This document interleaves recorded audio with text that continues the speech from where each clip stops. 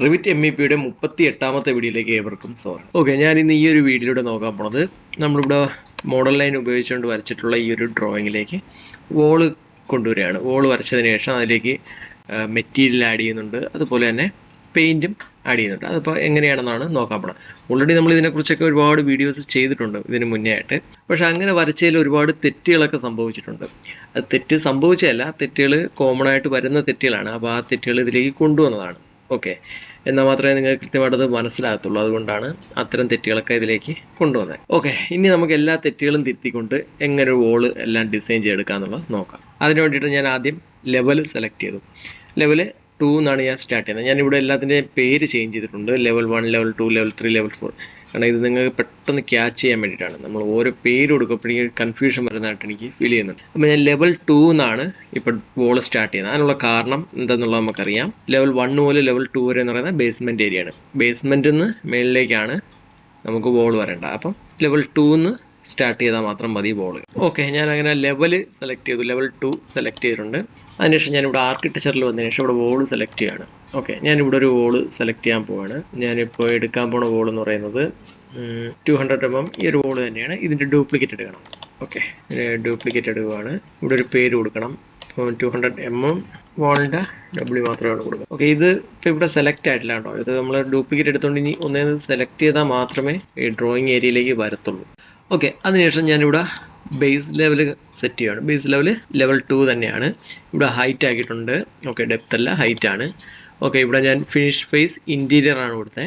അതുപോലെ തന്നെ top level എന്ന് പറയുന്നത് ലെവൽ 4 ആണ്. ഓക്കെ, അതിനുശേഷം ഞാനിവിടെ വോള് വരയ്ക്കുകയാണ്. ഞാനിപ്പം മൊത്തത്തിൽ വരച്ച് പോവുകയാണ് വാള്.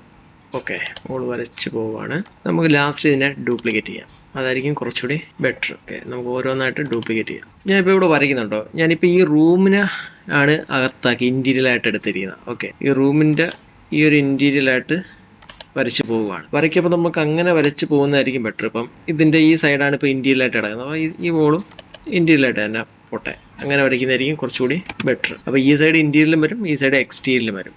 ഈ സൈഡ് ഇൻറ്റീരിയൽ വരും, ഈ സൈഡ് എക്സ്റ്റീരിയൽ വരും. അപ്പോൾ നമുക്ക് കൃത്യമായിട്ട് തന്നെ ഡ്രോയിങ് ചെയ്തെടുക്കാനായിട്ട് സാധിക്കും. ഓക്കെ, ഞാനിപ്പോൾ ഇവിടെ ഈ വോളെല്ലാം വരച്ച് കംപ്ലീറ്റ് ചെയ്തിട്ടുണ്ട്.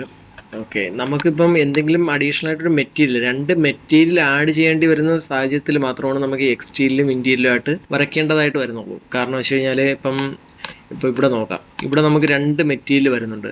അതായത് ഔട്ട് സൈഡ് ഗ്ലാഡിങ് ആണ് ഒട്ടിക്കുന്നത്. അപ്പോൾ 3 വോളിൽ നമുക്ക് മെറ്റീരിയൽ ആഡ് ചെയ്യണം. അഡീഷണൽ ഒരു മെറ്റീരിയൽ, അതായത് 2 മെറ്റീരിയൽ വരും.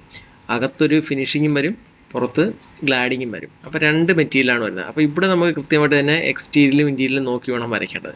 പക്ഷേ ഇങ്ങോട്ട് വരുമ്പോൾ, ഈ റൂമിലേക്ക് വരുമ്പോൾ അങ്ങനെ ഒരു പ്രശ്നം വരുന്നില്ല. കാരണം ഇവിടെ നമ്മൾ പെയിൻ്റാണ് കൊടുക്കുന്നത്. പെയിൻറ്റ് കൊടുക്കാൻ നേരത്ത് ഇപ്പം ഈ ഒരു വോളിന് ഈ ഒരു പർട്ടിക്കുലർ പെയിൻറ്റ് കൊടുക്കണമെങ്കിൽ നമുക്ക് പെയിൻറ്റ് സെലക്ട് ചെയ്തിട്ട് ഇവിടെ കൊടുത്തു കഴിഞ്ഞാൽ ഈ ഒരു വോളിൽ മാത്രമേ പെയിൻറ്റ് വരത്തുള്ളൂ. പക്ഷേ ഒരേ ടൈപ്പ് വോളായിരിക്കും. ഓക്കെ, ഈ വോളും ഈ വോൾ എന്ന് പറയുന്നത് ഒരേ ടൈപ്പ് ആയിരിക്കും. അത് ഇതിലെന്തെങ്കിലും പ്രോപ്പർട്ടീസിൽ ചേഞ്ചസ് വരുത്തുകയാണെങ്കിൽ ഈ ഒരു വോളിനും ആ ഒരു ചേഞ്ചസ് വരും. ഓക്കെ, പക്ഷെ പെയിൻറ്റിങ് ചെയ്യുന്ന സമയത്ത് ഈ ഒരു വോളിൽ മാത്രമേ ആ ഒരു പെയിൻറ്റിങ് വരത്തുള്ളൂ. അപ്പോൾ നമുക്ക് ഈ റൂമിനകത്തുള്ളതിൽ നമുക്ക് എക്സ്റ്റീരിയലും ഇൻറ്റീരിയലും നോക്കി വരയ്ക്കണമെന്ന് നിർബന്ധമില്ല. ഓക്കെ, പിന്നെ ഓരോ റൂം വരയ്ക്കുമ്പോഴേ അങ്ങനെ വരച്ച് വെച്ച് കഴിഞ്ഞാൽ വേറെ എന്തെങ്കിലും ഒരു ആവശ്യം, എന്തെങ്കിലും ഡിസൈൻ കൊണ്ടുവരണമെങ്കിൽ നമുക്കത് സ്പോട്ടിൽ ചെയ്യാനായിട്ട് പറ്റും. ഓക്കെ, ഞാനിനി ഇതിൻ്റെ ഒരു 3D വ്യൂ നോക്കുകയാണ്. ഓക്കെ, ഇവിടെ 3D വ്യൂ എടുത്തു. 3D വ്യൂ എടുക്കുമ്പോൾ നോക്കാം, ഇപ്പോൾ വോളെല്ലാം ഇവിടെ വന്നിട്ടുണ്ട്. അതുപോലെ തന്നെ ഒരു ചെറിയൊരു ഗ്യാപ്പ് ഇവിടെ വന്നിട്ടുണ്ട്. അതായത് ലെവൽ 1 നിന്ന് ലെവൽ 2 വരെ. അതെന്തിനാണ് വന്നേക്കുന്നത്? അത് ബേസ്മെൻ്റ് ആണ്. പില്ലറെല്ലാം താഴെ വരെ, അതായത് ഗ്രൗണ്ട് ലെവൽ 1 വരെ വന്നിട്ടുണ്ട്. വോള് പക്ഷേ ലെവൽ 2 നിന്ന് ലെവൽ 4 വരെയാണ് വന്നേക്കുന്നത്. അപ്പോൾ നമ്മൾ ഉദ്ദേശിച്ച കണക്ക് തന്നെ വോളെല്ലാം ഡിസൈനായി വന്നിട്ടുണ്ട്. ഇനി നമുക്കിതിലേക്ക് ഇവിടെ ഫ്രണ്ടിൽ ഗ്ലാഡിങ് ഒട്ടിക്കണം. അതുപോലെ മറ്റിടത്തെല്ലാം നമ്മൾ ഉദ്ദേശിച്ച രീതിയിലുള്ള കളറുകൾ കൊടുക്കണം. കളർ എന്തൊക്കെയാണെന്നുള്ളത് നമുക്കറിയാം. കളർ നമ്മളിവിടെ ഓൾറെഡി മെൻഷൻ ചെയ്ത് വെച്ചിട്ടുണ്ടായിരുന്നു. ഈ രീതിയിലെല്ലാം കളർ നമുക്കിവിടെ കൊടുക്കേണ്ടതായിട്ടുണ്ട്. ഓക്കെ, അടുത്തൊരു വീഡിയോയിലൂടെ നമുക്ക് ഇവിടെ പെയിൻറ്റിങ്ങിൻ്റെ വർക്ക്, അതുപോലെ തന്നെ ഇവിടെ 2 മെറ്റീരിയൽ ഇവിടെ ആഡ് ചെയ്യണം. മെറ്റീരിയൽ ആഡ് ചെയ്യാനൊക്കെ നമുക്കറിയാം. നമുക്ക് അതൊക്കെ എങ്ങനെയാണ് ചെയ്യേണ്ടതെന്നുള്ളത് കൃത്യമായിട്ട് നോക്കാം.